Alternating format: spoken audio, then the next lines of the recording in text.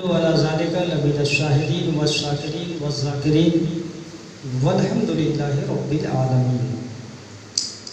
جس کے چشمہ حیات سے گلشن انسانیت نے زندگی پائی، جس کے بحر رسالت سے پوری کائنات سیراب ہوئی، جس کے فیضان نور سے کائنات عالم کا ذرہ ذرہ منور ہوا، جس کے فیض نبوت سے ساری کائنات فیضیاب ہوئی، جس کے در اقدس سے ہر کس و ناقص نے اپنا خالی دامن مراد بھرا۔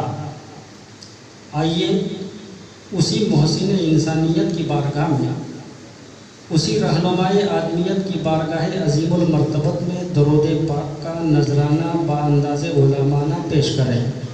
پڑھیے بآواز بلند اللہم صلی علی سیدنا مولانا محمد منبع العلم والحکم صلو علیہ صلاۃ وسلام علیک یا رسول اللہ صلی اللہ تعالی علیہ وسلم۔ صاحب زبان و ادب، صاحب شعور و ادراک، صاحب فہم و فراست، جن کے جملوں سے آج بھی ادب کا وقار قائم ہے، قاری حسنین صاحب کی بلا۔ آپ خود بھی ایک بہترین خطیب ہیں، جب آپ بولتے ہیں تو شوکت انوار کے مضامین کے ماتھے سے پسینے چھوٹنے لگتے ہیں۔ یہ جو کچھ دیکھ رہے ہیں قاری حسنین صاحب کی کوششوں اور کاوشوں کا نتیجہ ہے۔ یقیناً آپ کی یہ کاوش باعث فخر اور لائق صد ستائش ہے، کیونکہ موجودہ دور علمی انحطاط کا دور ہے اور مسلم معاشرہ علمی و اخلاقی پستی کی طرف مائل ہے۔ روشن فکر کے مالک، انسانیت کے ہمدرد و انسانیت کے غمخوار و ہمدرد عالی جناب قاری اشتیاق عالم صاحب نگاہوں کے سامنے اخلاص و اخلاق کے خوگر عالی جناب قاری شہید عالم صاحب کی دینی درد و کرب کا استعارہ مولانا محمد اسلام صاحب، اور جو جہاں بیٹھے ہیں وہی مسلک اعلیٰ حضرت کے آفتاب ہیں، رات کی تاریکی میں مسلک اہل سنت کے مہتاب ہیں۔ ان محفلوں میں بیٹھنے سے سب سے بڑا فائدہ یہ ہے کہ جب آپ بیٹھتے ہیں تو نیکی کا فرشتہ نورانی بارش کرتا ہے، اور جب تک آپ بیٹھے رہتے ہیں خدائے رحمان و رحیم کی رحمت و شفقت اور مہربانی ردائے مغفرت میں گنہگار بندوں کو ڈھانپ لیتے ہیں۔ ابھی نعت و منقبت آپ حضرات سماعت فرما رہے ہیں۔ نعت کوئی ذریعہ نجات بھی ہے اور زندگی میں باوقار بھی۔ نبی کونین صلی اللہ علیہ وسلم تشریف فرما ہوتے تھے، وفا سیاروں کا مجمع ہوتا تھا، صحابہ کرام کی جھرمٹ میں بارگاہ نبوت کا عاشق صادق شاعر حضرت حسان بن ثابت رضی اللہ تعالی عنہ نعت گوئی کے لیے کھڑے ہوتے تھے اور شان ادب کے ساتھ نعت مصطفیٰ سناتے تھے۔ تو نعت سنانا حضرت حسان کی سنت اور سننا نبی کی سنت۔ نبی دو عالم واضح و تقریر فرماتے تھے، صحابہ کرام سنتے تھے، تو واضح و تقریر کہنا نبی کی سنت، سننا صحابہ کرام کی سنت۔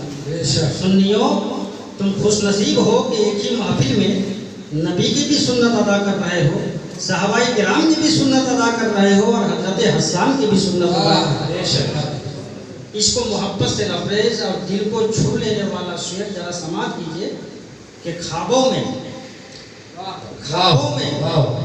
انہیں آقا دیدار کراتے ہیں، خوابوں میں انہیں آقا دیدار کراتے ہیں، سرکار کی نعتیں جو دن رات سناتے ہیں۔ اور جو بھی ایسا نہیں کہ شہنشاہ ترنم میکائیل صاحب ہی، کوئی جو بھی ہاتھوں میں لے کے نعتیہ دیوان گیا، جو بھی ہاتھوں میں لے کے نعتیہ دیوان گیا، حشر میں بن کے وہ حسان کا مہمان گیا۔ اور اس آغاز کے ساتھ، اس صداقت کے ساتھ تقریر کا آغاز کرنے جا رہا ہوں کہ نبیوں میں رحمت، لقب پانے والا، وہ نبیوں میں رحمت، لقب پانے والا، مراد غریبوں کا بر لانے والا، وہ اپنے پرائے کا غم کھانے والا، مصیبت میں غیروں کے کام آنے والا۔ نعت کہنا کس نے سکھایا؟ نعت پڑھنا کس نے سکھایا معلوم ہے؟ اگر معلوم نہیں ہے تو اپنے معلومات میں اضافہ کریے۔ نعت پڑھنا سب سے پہلے خدائے قہار و جبار نے سکھایا، رب العالمین نے سکھایا، ضرورت پڑے گی تو ثابت کروں گا۔ آئیے دنیائے محبت کا امام، فکر و نظر کا شہنشاہ، حقانیت کی جان، سنیت کی پہچان، فخر ہندوستان، امام احمد رضا خان فاضل بریلوی علیہ رحمت و رضوان بارگاہ نبی میں حسین انداز سے خراج پیش کرتے ہیں کہ یا رسول اللہ، سرور کہوں کہ مالکوں، سرور کہوں کہ مالکوں، مولا کہوں تجھے، باغ خلیل کا گلے زیبا کہوں تجھے، اور گلزار قدس کا گلے رنگی عطا کہوں، درمانے درد بلبلے شیدا کہوں تجھے۔ اور یا رسول اللہ، تیرے تو وصف عیب تناہی سے ہیں بری، حیران ہوں میرے شاہ میں کیا کیا کہوں تجھے۔ یہ وہ عالم بول رہے ہیں کہ 400 سال پیچھے تک ہمیں ایسے عالم نظر نہیں۔ کچھ لوگ میرے اعلیٰ حضرت کو نہیں سمجھ پاتے، کہتے ہیں کہ وہ تو پٹھان تھے، ہمارے جہاں وہ پٹھان تھے وہیں آپ علم کے ایک چٹان بھی تھے۔ اعلیٰ حضرت کے علمی فضل و کمال کا سورج افق عالم پر روشن تھا۔ اتنے بڑے عالم، صرف عالم ہی نہیں تھے، اعلیٰ حضرت مفتی بھی تھے، مصنف بھی تھے، محقق بھی تھے، مدقق بھی تھے، مصنف بھی تھے، پروفیسر بھی تھے، حکیم بھی تھے، محقق بھی تھے۔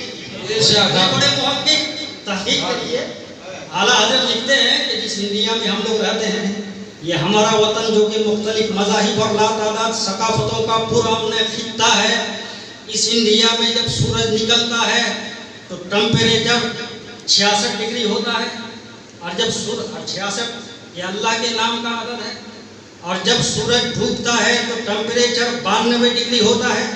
اعلیٰ حضرت نے یہ تحقیق فرما دیا کہ بھارت میں سورج نکلتا ہے اللہ کا نام لے کر اور ڈوبتا ہے رسول اللہ کا نام۔ سبحان اللہ، سبحان اللہ، نعرے تکبیر، نعرے رسالت، علماء کرام، سبحان اللہ، سبحان اللہ۔ لوگ سمجھ نہیں پا رہے، کہہ رہے سب مولانا حضرت، مولانا احمد رضا خان اعلیٰ حضرت کیوں؟ اب چونکہ آپ لوگ علم نو پڑھے نہیں، علم منطق پڑھے نہیں، علم ریاضی پڑھے نہیں، تو درسگاہوں سے آپ کو سمجھا نہیں سکتا۔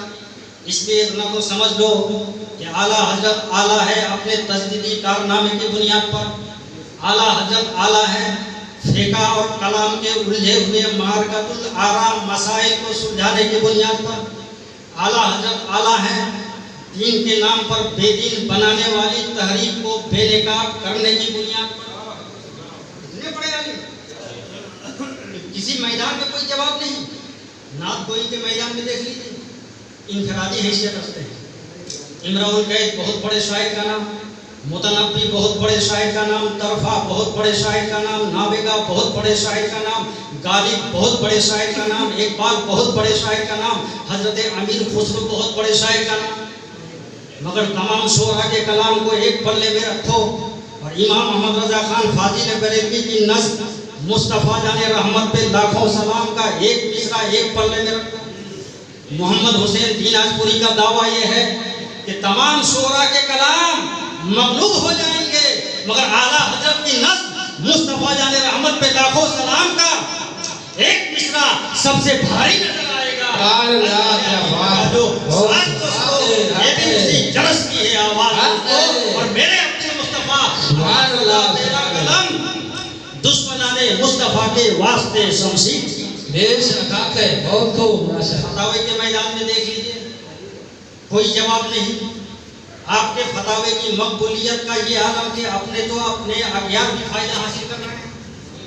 آپ کے فتاوی کی ہماگیری و جامعیت پر اس سے بڑھ کر دلیل کیا ہوگی کہ وہ پانی جس سے وضو کا جواز ثابت ہے اس کی آپ نے 160 قسم، اور وہ پانی جس سے وضو کا عدم جواز ثابت ہے اس کی آپ نے 146 قسم کی تفصیل بیان فرمائی۔ یہ اعلیٰ حضرت کے علم و فضل کا کمال ہے۔ اسی طرح جن چیزوں سے تیمم جائز ہے اس کی آپ نے 181 قسم واضح فرمائی۔ اسی لیے تو سنی بے باکی کے ساتھ بولتے ہیں، نظر کے سامنے یوں تو گزرے ہیں بہت فتوے، فتوا رضویہ جیسا حوالہ ہو نہیں سکتا۔ حضرات، تو جس آیت کریمہ کو میں نے اپنی تقریر کا عنوان و افتتاح اور موضوع سخن بنایا ہے اس کا ترجمہ سن لیجئے۔ رب کا اعلان سنو سارا مسلمان، ان اللہ اشتری من المؤمنین، بے شک انا حرف مشبہ بالفعل ہے، جو نومین پڑھے ہیں وہ جانتے ہیں، انا انا کانا یہ سب حروف مشبہ بالفعل ہے۔ اس کا عمل یہ ہے کہ آپ نے اسم کو نصب کرتا ہے اور خبر کو رفع کرتا ہے۔ آپ نہیں سمجھیں گے، تو رب فرماتا ہے ان اللہ، بے شک اللہ نے خریدا۔ کیا خریدا؟ کن سے خریدا؟ بالمومنین، مومنین سے۔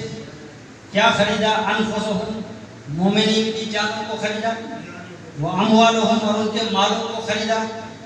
ایک بات بتاؤ، یہ رومال کا مالک میں ہوں، جہاں چاہوں گا وہیں استعمال کروں گا، مگر اگر اس رومال کو قاری اشتیاق صاحب خرید لیں تو اب یہ جہاں چاہے گا وہیں استعمال ہوگا، اس کے مرضی کے خلاف استعمال نہیں کر سکتے۔ تو جب اللہ نے ہماری جانوں کو خریدا، ہمارے مالوں کو خریدا، پہلے تو آپ یہ سمجھو کہ اللہ نے مومنین ہی سے کیوں خریدا؟ بھائی یہود و نصارہ کے پاس بھی مال ہے، یہود و نصارہ کے پاس بھی جان ہے، ان سے کیوں نہیں خریدا؟ سوال ہے نا۔ جب آپ کپڑا خریدنے جاتے ہو بازار میں تو دکاندار کو کپڑا دے دے، کیا وہی لے دیتے ہو؟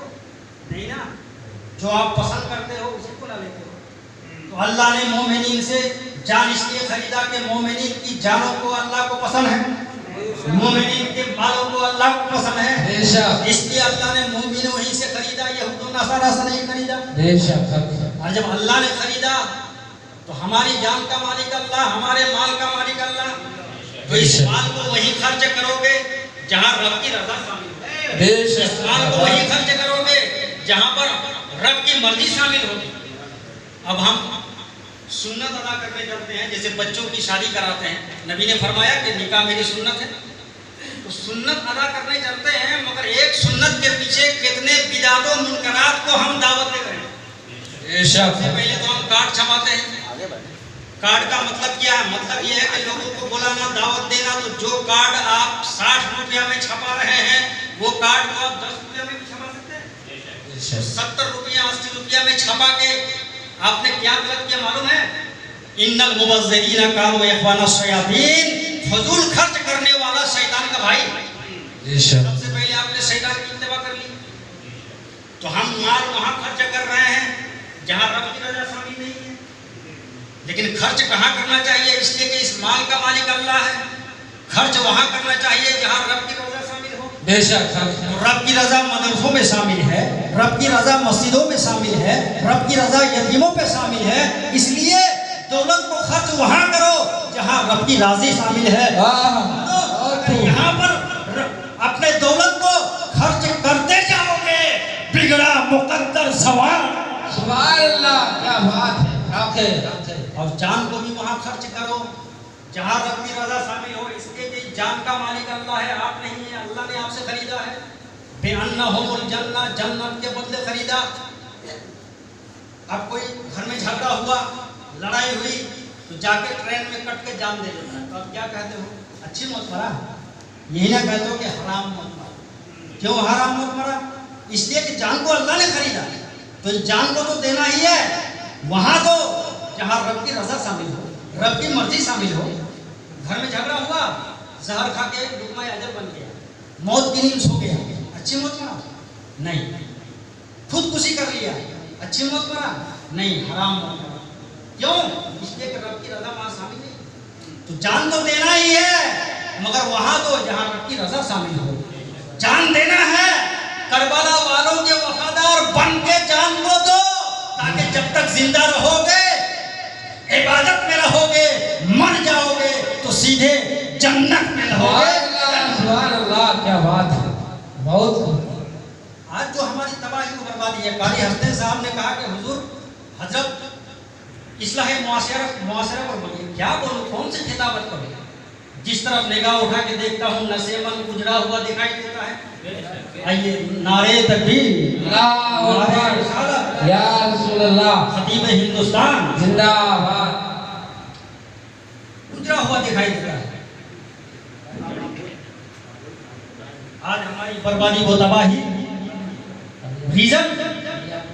ریزن فقط ایک ہے کہ طریق مصطفیٰ کو چھوڑنا ہے، وجہ بربادی اسی سے قوم دنیا میں ہوئی ہے بے اقتدار۔ نبی کو تو مانتے ہو، نبی کے فرمان پر عمل کہاں ہے؟ نبی نے فرمایا المسلم من سلم المسلمون من لسانہ و یدہ، مسلمان وہ ہے جس کی ہاتھ اور زبان سے دوسرے مسلمان کو تکلیف نہ پہنچے۔ سبحان اللہ، اس پر ہمارا عمل کہاں ہے؟ نبی نے فرمایا کہ عورت زحمت نہیں ہے، اللہ کی سراسر رحمت ہے۔ عورت قدموں کے پھول نہیں ہے، عورت جنت کے پھول ہے۔ سبحان اللہ، سبحان اللہ۔ عورت کو ہم لوگ قدموں کے